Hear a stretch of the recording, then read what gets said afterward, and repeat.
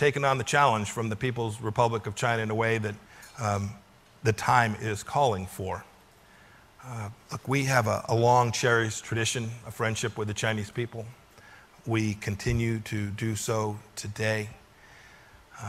We have a Chinese American community here in America that we love and treasure.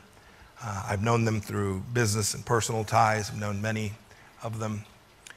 But I must say that the communist government in China today is not the same as the people of China. They're reaching for and using methods that have created challenges for the United States and for the world. And we collectively, all of us, need to confront these challenges from the PRC head on and along each of the many facets.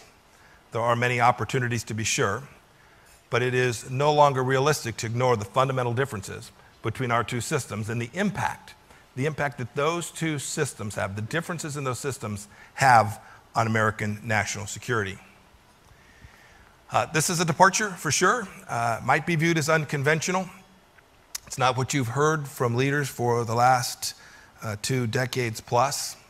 Frankly, we've been slow to see the risk of China, the risk that it poses to American national security, because we wanted friendship with the People's Republic from the very start, and because we, as Americans, always continue to hope for that. But frankly, in our efforts to achieve this goal, we accommodated and encouraged China's rise for decades, even when that rise was at the expense of American values, Western democracy and security, and good common sense. We downgraded our relationship with our longtime friend Taiwan on the condition that the Taiwan question would be resolved peacefully to normalize relations with Beijing. We all too often shied away from talking directly about the human rights issues there and American values when they came into conflict.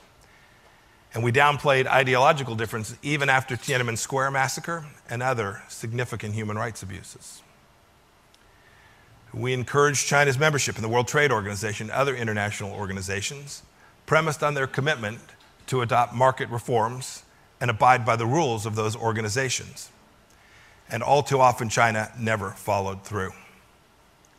We hesitated and did far less than we should have when China threatened its neighbors like Vietnam and like the Philippines, and when they claimed the entire South China Sea. Frankly, we did an awful lot that accommodated China's rise in the hope that communist China would become more free, more market-driven, and ultimately, hopefully, more democratic. And we did this for a long time. There's another reason we adopted these policies. We didn't realize how China was evolving. Frankly, the American people didn't get the full story. I've talked to so many business leaders. U.S. companies that invested heavily in China were forced to comply with China's terms. This includes just about any topic that the Chinese Communist Party deemed controversial. Beijing's intransigence creates a permanent class of China lobbyists in the United States. Their primary job is to sell access to Chinese leaders and connect business partners. And frankly, whenever there was a dispute or tension in the relationship, many of our scholars blamed the United States for misrepresenting the nature of the Chinese Communist Party. Meanwhile, Beijing controlled and limited access to our diplomats, journalists, and academics when they were traveling to mainland China. They still do that today.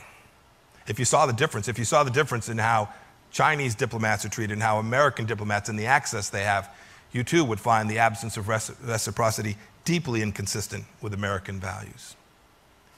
And China's state-run media and government spokespeople filled the gaps, routinely maligning American intentions and policy objectives. They still do that today. They distorted how Americans view the People's Republic and how they review General Secretary Xi. These bad outcomes were all too predictable. They were predictable byproducts of dealing with a secretive regime that doesn't respect fairness, the rule of law, and reciprocity. Today, we're finally realizing the degree to which the Chinese Communist Party is truly hostile to the United States and our values, and its worst deeds and words, and how they impact us. And we're able to do that because of the leadership of President Trump. The president sounded this issue, this alarm, since his very first day. I remember one speech he gave back in Pennsylvania when he called China's He called China's WTO membership the greatest job theft in history. A lot of people laughed. I don't think so many of them are laughing now that they can see the reality. It's the case that now we know China weakens America's manufacturing base by conducting massive intellectual property theft. I had a group of Fortune 500 CEOs in my office last week. The stories are staggering. Now we know, too, that China threatens American freedoms by demanding our companies self-censor to maintain access to that Chinese market. We've all seen the stories recently of the NBA. The truth is Beijing ought to be free to run its own PR campaign. They're a sovereign nation. But if we disagree, our companies ought to be permitted to have that disagreement. Silencing dissent simply is not acceptable.